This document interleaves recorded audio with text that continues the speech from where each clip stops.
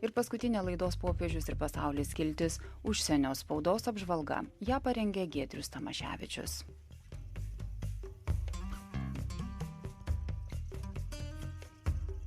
Rugpjūčio ir rugsėjo mėnesį apie bažnyčią ir popiežių pasaulio spaudoje buvo rašyta ne kartą.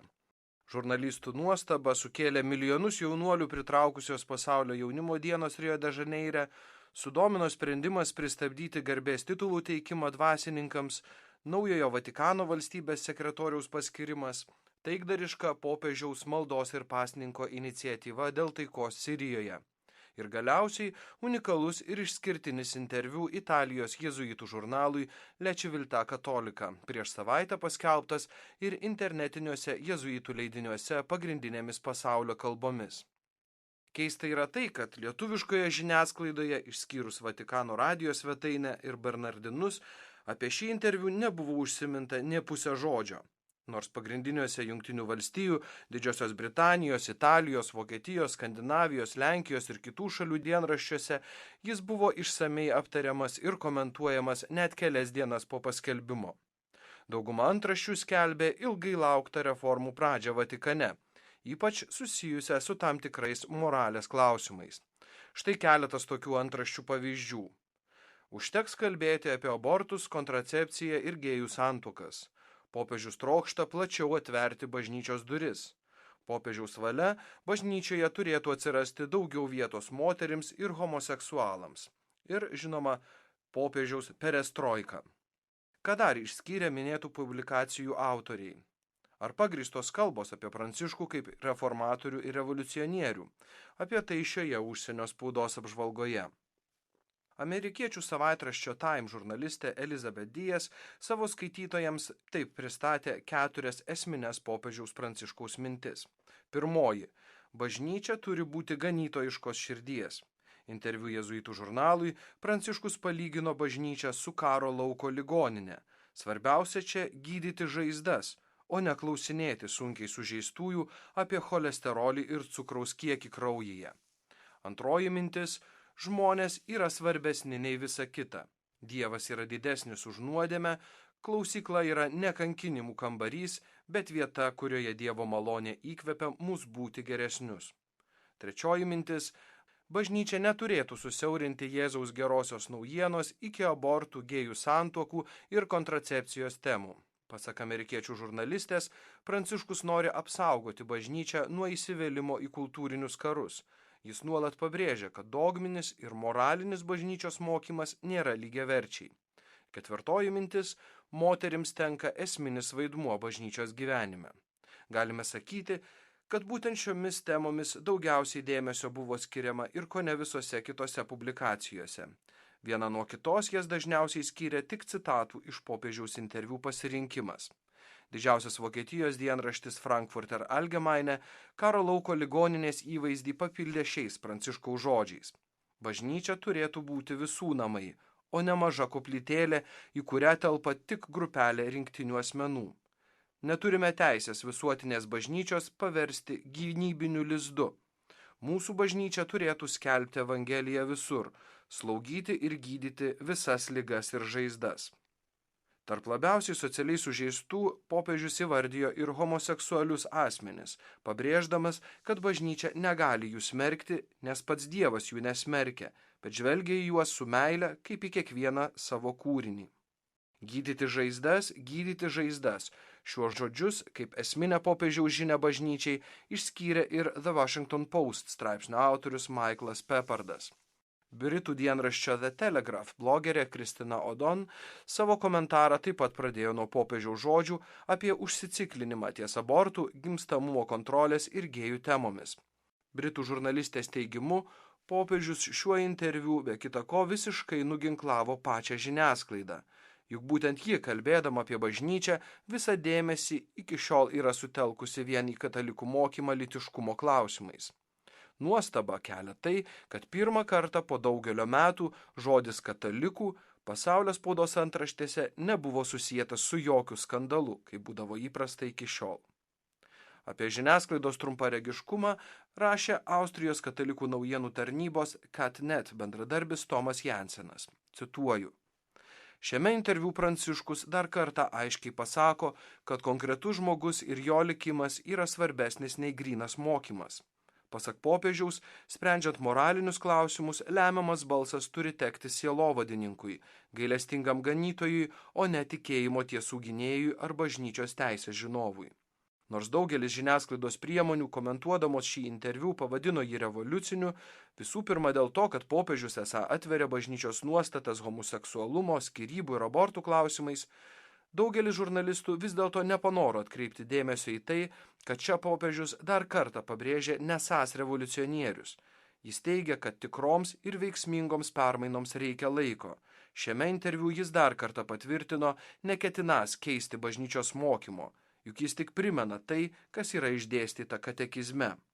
Savo nuostatas popiežius atskleidžia pasitelkęs nuodėmklausio įvaizdį. Pasak Pranciškaus, yra galimi du kraštutinumai.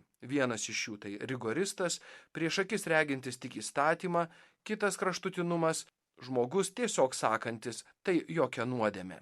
Tuo tarpu geras nuodėmklausys turi būti gailestingas, palydintis žmogų, gydantis jo sielos žaizdas. Cituoja popiežiaus žodžius Tomas Jansenas savo komentaro pabaigoje pridėdamas ir dar vieną amerikiečių Vatikano eksperto Džono Aleno citatą. Daugelis liberalų manys, kad šis popiežius gina jų pozicijas. Jų laukia nusivylimas. Gvido Horstas Vokietijos katalikų dienraštyje Die Tagespost apibendrindamas atsiliepimus į minėtąjį interviu pabrėžia, kad dauguma komentatorių iš išsamaus interviu tesugebėjo išsirankioti kelias skambes citatas apie skyrybas ir abortus, tačiau pražiūrėjo svarbiausią dalyką. Tai, kad Pranciškus, turėdamas turtingą sielovedinės veiklos patirtį, puikiai žino, kokios bevaisės yra pastangos pokalbį su žmonėmis nutolusiais nuo bažnyčios mokymo ir gyvenime padariusiais didelių klaidų pradėti nuo moralizavimo ir grūmojimo. Juk ir Jėzus susitikęs samarietę prie šulinio nepuolė sukti jai ausies už jos 10 vyrų, tačiau atkreipė jos dėmesį į svarbiausią dalyką – į save patį, kelią, tiesą ir gyvenimą. Žmogus, atradęs šią tiesą kaip pagrindą savo egzistencijai, bus pajėgus ir susitvarkyti savo gyvenimą. Bažnyčia nėra moralizuojanti institucija, rašo Gvido Horstas. Tai išganimo bendrija, kuri kiekvienam, net ir didžiausiam nusidėjėliui, suteikia visas malonės priemonės, kad būtų įveikta nuodėmė ir mirtis. Šiais reliatyvizmo ir moralės suvokimo nuosmukio laikais Pranciškus apie tai kalba net ir labiausiai nutolusiems nuo tikėjimo. Kaip ir popiežius Benediktas, jis grįžta prie esminių dalykų, prie krikščionių tikėjimo branduolio, prie Dievo meilės.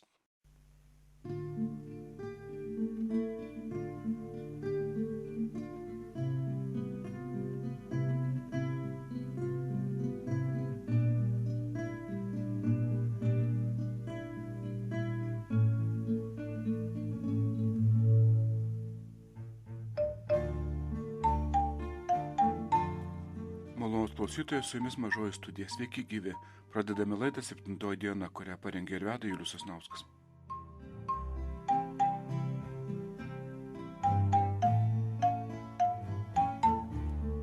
Ar konservatyvus popiežius negalėtų reikšti savo nuomonės ir sykiu pripažinti kitų bažnyčios narių laisvės laikyti skirtingų pažiūrų tose srityse, kurios nėra susijusios su pagrindinėmis katalikiško mokymo tiesomis?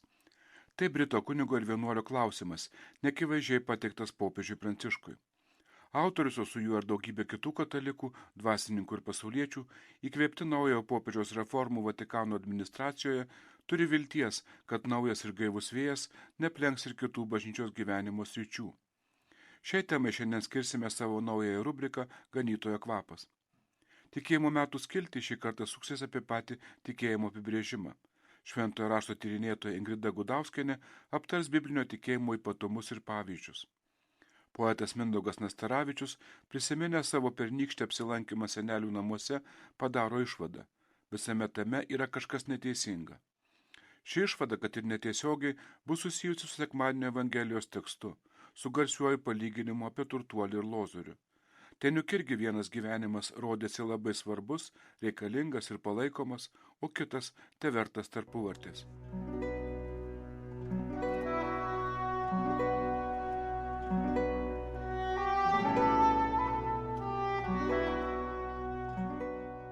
Jėzus pasakė fariziejams: gyveno kartą vienas turtuolis.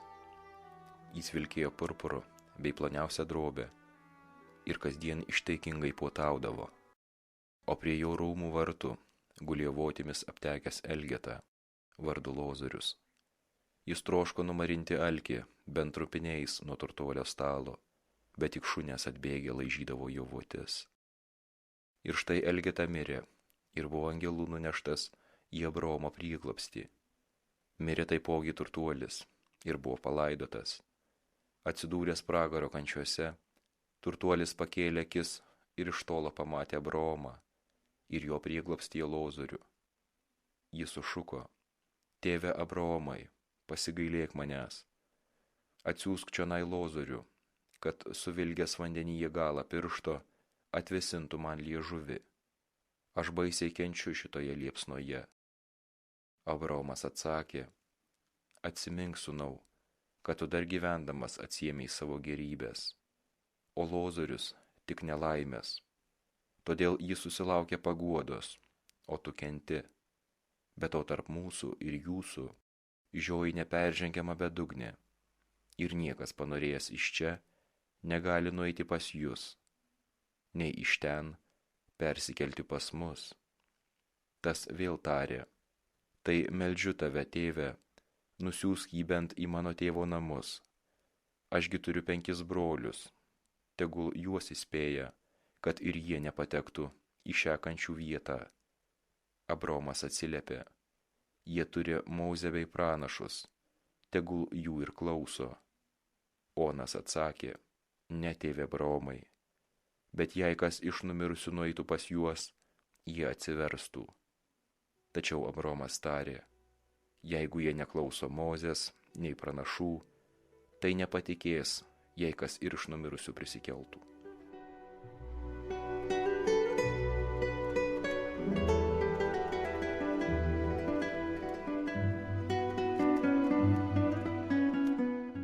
Kasgi yra Luko Evangelijos palyginimas apie turtuolį ir Lozorių? Gražiai pasakėlė apie tai, kaip tiesa ir gėris galų gale triumfuoja. Šaukštas cukraus padedantis nuryti karčią tiesą, jog pasaulyje buvo ir bus turtuolių ir vargšų. Perspėjimas visiems turčiams, kad prisisotinę žemiškų malonumų jie bus nugramzdinti į pragaro gelmes. O gal mėginimas paguosti visus vergetas ir nelaimėlius, kad po mirties jų laukianti amžina šventė. Kitaip tariant, krikščioniškasis internacionalo variantas, kas buvo nieks, tas taps visku, ir atvirkščiai. O gal palyginimas mums svarbus kaip reportažas iš ano pasaulio, kuris patvirtina mūsų tikėjimo tiesas apie pragaro ugnį ir rojos palaimą. Ar galėtume kitoniškai perskaityti šį Luko Evangelijos palyginimą? Pirmiausia, atkreipkime dėmesį, kam skiriama turtuolio ir Lozoriaus istorija. Jėzus kreipiasi į fariziejus. Evangelistas Lukas pažymė, jog fariziejai buvę godūs pinigų ir šaipėsi iš Jėzaus žodžių. Tačiau ne jų godumas pinigams yra akstinas Jėzui prabilti. Jis sako fariziejams: jūs žmonių akivaizdoje dedatės teisuoliais, bet Dievas mato jūsų širdis. Kas žmonėms atrodo prakilnu, Dievo akivaizdoje bjauru. Taigi Lozoriaus ir turtuolio palyginimas atsiranda kaip atsakas į tariamą fariziejų teisumą, kuris Dievo akyse neturi jokios vertės. Ar fariziejai iš tiesų tik apsimetinėjo esą šventi ir dori, slapstydami savo tikrąjį veidą? Nors tokia nuomonė tebėra gaji ir nesunkiai pagrindžiama Evangelijų citatomis, vis dėlto esama daugiau įrodymų, jog fariziejai iš tikrųjų smulkmeniškai laikėsi Mozės įstatymo reikalavimų, turėjo didžiulį autoritetą tarp žmonių ir visiškai pagrįstai buvo laikomi teisuoliais. Pačių fariziejų teologija rėmėsi Senojo testamento pakartoto įstatymo knygos principu. Įstatymo vykdymas laiduoja Dievo palaimą, o Dievo palaima reiškia turtą ir gerovę. Beje, turtą ne tik siaurąja materialia prasme, bet ir moralinį ar dvasinį turtą, prakilnumą tariant Evangelijos žodžiais. Fariziejai šioje schemoje jautėsi tvirti ir saugus. Žmonių jiems rodoma pagarba jie priėmė kaip Dievo palankumo įrodymą, pateiktą mainais už jų religinį uolumą. Būtent šią fariziejų religijos schemą pirmiausiai sugriauna Jėzaus palyginimas apie turtuolį ir Lozorių. Purpuru vilkintis ir kasdien pokyliaujantis turtuolis visai pagrįstai galėtų būti laikomas Dievo palaimintu ir apdovanotu žmogumi. Evangelija netvirtina, kad jis buvo bedievis, nusidėjėlis ar kad jo turtai sukaupti nesąžiningai. Daug labiau jam limpa teisuolio vardas. Ir atvirkščiai, votimis aptekęs Elgetą Lozorius niekam iš Jėzaus klausytojų negalėjo sukelti simpatijų. Liga ir skurdas ano metų religinėje sąmonėje siejosi su nuodėme ir Dievo bausme. Lozorius rodosi ne tik savo kaimyno turtuolio, bet ir Dievo atmestas ir prakeiktas. Šio žmogaus pasmerkimą kraupiai pabrėžia šunis, laižantys jo votis. Tai naiptol ne paveikslėlis iš Švento Roko gyvenimo. Mielas draugiškas šunelis laižo šventojo žaizdas ar dantyse atneša jam bandelę. Aplink votimis aptekusių Lozorių būriuodavosi išbadėję laukiniai šunės, tykoja jo mirties, kad galėtų pasisotinti. Tie patys šunės, kuriems anuomet Palestinoje atiduodavo nukryžiuotųjų nusikaltėlių lavonus. Niekam iš Jėzaus klausytojų neturėjo kilti abejonės, kad šioje istorijoje būtent turtuolis yra teisus ir palaimintas, o Lozorius nusidėjėlis kenčias Dievo bausmę. Pagrindinė palyginimo mintis atsiskleidžia tada, kai miršta ir Lozorius, ir turtuolis. Dievo atmestas ir prakeiktas Elgeta angelų nunešamas į Abraomo prieglobstį. Turtuolis atsiduria pragaro kančiuose. Viskas apsiverčia aukštyn kojom. Tai, kas žmonėms rodėsi bjauru, viešpaties akivaizdoje išaukštinama, o tai, kuo buvo didžiuojamasi kaip palaiminimu, tampa pasmerkimu. Šiame gyvenime Lozorių ir turtuolį skyrė ne turtas ir skurdas, nelaimė ir nelaimė. Neperžengama bedugnė tarp jų buvo išrausęs turtuolio įsitikinimas, jog jis iš tikrųjų yra turtingas ir Dievo apdovanotas, o Lozorius pelnytai kenčias bausmę. Šis įsitikinimas neleido turtuoliui pažvelgti į Elgetą meilės ir gailestingumo akimis. Jis liko abejingas tam, kuris gulėjo prie rūmų vartų kaip svetimasis. Žiojanti bedugnė iš šio gyvenimo persikėlė į amžinybę. Giminystė su Abraomu nieko nereiškia, jeigu nebuvo giminystės su Lozoriumi.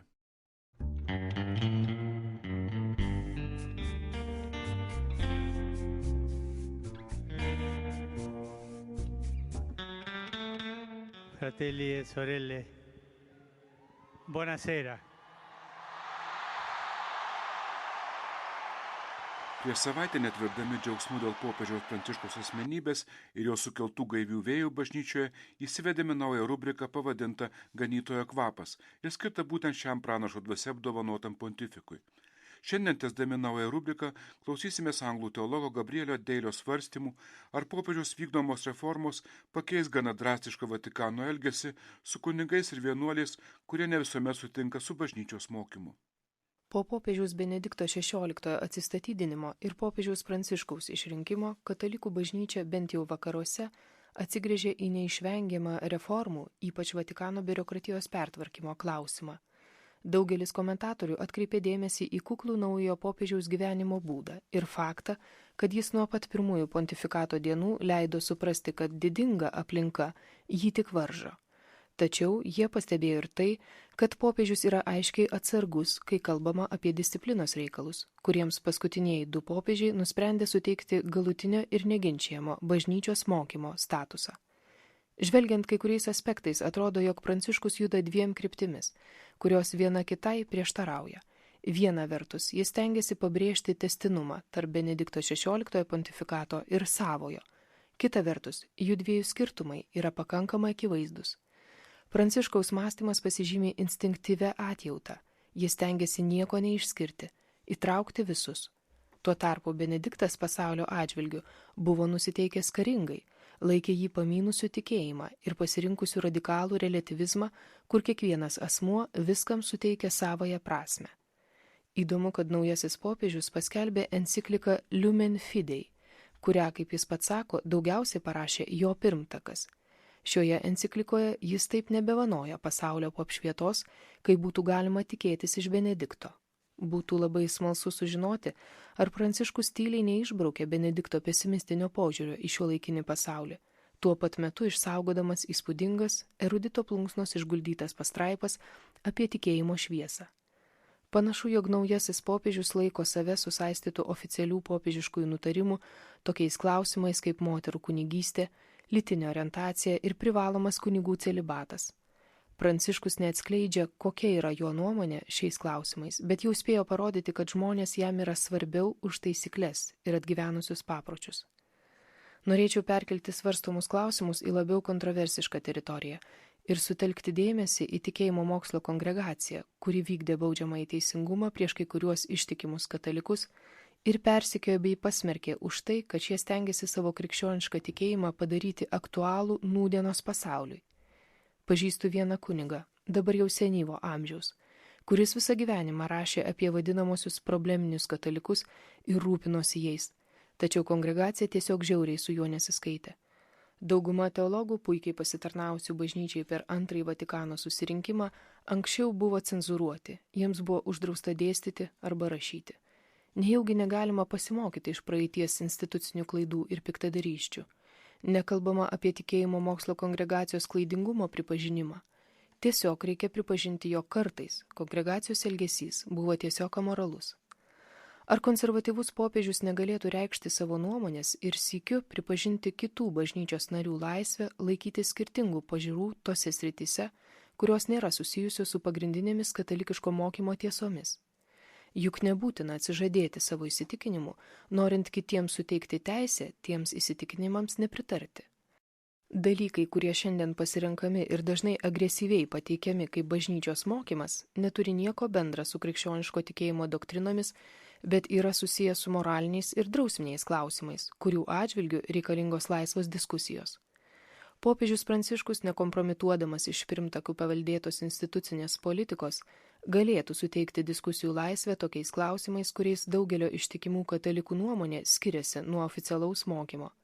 Tradicionalistams pavyko paskelbti, nors ta jų sėkmė yra apverktina, kad jų pažiūros yra vienintelis teisingas mokymas bažnyčioje.